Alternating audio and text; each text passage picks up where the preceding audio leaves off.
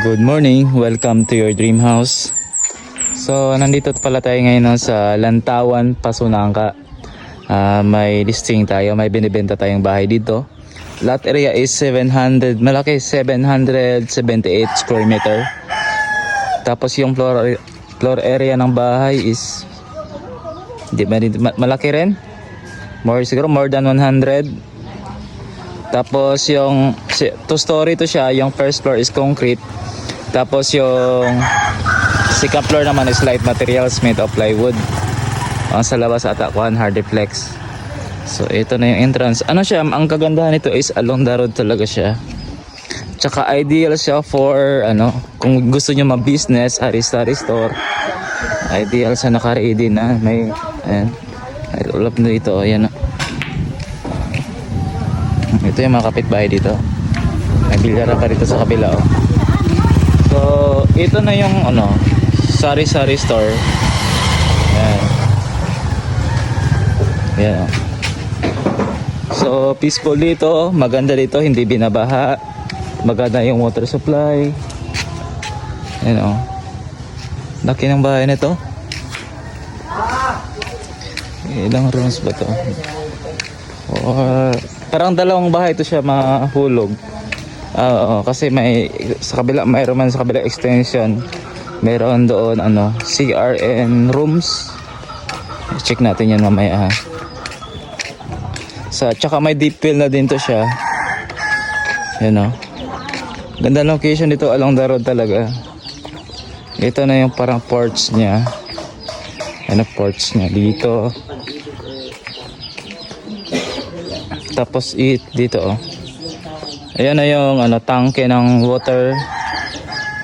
Hanggang doon yan sa sapa, oh. Doon sa sapa.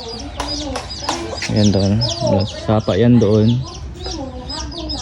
So may din to siya ready for, may piggery na rin to siya kung gusto niya mag ng baboy. May piggery kaya na piggery yan siya, oh. Hindi naman daw binabaha dito kahit may sapa, sabi ng owner. So ito na yung deep well nila, oh. Yan, oh. Sa ngayon manual muna sila ngayon kasi nasira yung electric motor. Ayos pa nila. Kailangan pa ayusin yan. Ito na yung isang concrete na building. Ayan, oh. Isang concrete na bahay, extension ng bahay. Yan, so pasukin na natin yung bahay, no. May pa sila ito, oh. Prutas, anong prutas, oh? Anong pangalan prutas, oh? Laranga. Ha? Laranga. Laranga sa Chabacano? Buongon ni sa kwan. Buongon sa Bisaya. Na matamis daw, matamis. Tamis ba? Pero hilaw pa, no? Hilaw pa. Oo. So ito na yung porch niya. Pasok tayo. So ito na yung living area na. Lawak ang living area, oh. Malawak. So punta tayo dito sa dining. Ayan, may malaki silang table dito. Yung table kasama na sa package. Tapos ito yung toilet, ito yung bath. Di na siguro natin pasukin yung toilet and bath nila. Ayan, tapos ito na yung sa kitchen, kitchen counter. Tapos ito na yung sabi ko kanina, yung sari-sari store. Ayan, makaroll up na yan, no? So kung naghanap kayo ng bahay na ideal for business, sari-sari store yung plano nyo. Isa to sa pinaka the best ng options nyo dito sa listing namin. Tsaka sa Pasunangka, maganda yung locations dito. Pasunangka. Punta tayo dito sa taas. Yung sa taas made of light materials na. Ayan, oh. Made of plywood. Laki dito, lawak, wala ginagamit nila. Sampayan na lang ng mga gamit, oh. So ilang rooms ba meron ito? 1, 2, 3, 4. 4 na rooms sa taas. Yan. So i-develop nito. Laking bahay na to. Pwede nyo ito i-develop siguro pa boarding house.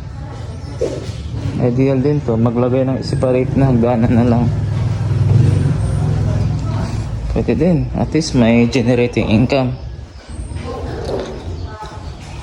Punta tayo dito sa extension ng parang isang bahay na din. Parang 2 house na kasi ito, eh. Ito yung extension niya. May ano dito, ito yung dining, tapos ito yung sa rooms. Yan, may mga bata natutulog. Tapos papunta dito, may ano na, yung CR na. Yan ang CR yun ah. So, at least nakita nyo ng whole yung bahay. May idea na kayo sa whole ng bahay na. So, kung interested po kayo sa property na to, ito I think room to siya. Ayan, may room din oh. Pasukin na lang. So kung interested po kayo sa property na to, no, message nyo lang po ako sa dito sa page na to Kasing-kasing ang sa anak ng akong ano. or sa number na ilagay ko sa screen. So yun lang. Maganda dito, peaceful oh. Tapos maganda yung ano dito, along the road. So kung nagpapabenta din pala kayo ng property, ng bahay, lupa, agricultural, building, commercial lot, residential lot, message nyo lang po ako para matulungan ko po kayo ibenta yung property nyo at baka magawan din natin ng video tulad nito. So yun lang. Thank you for watching. My name is Sylvester.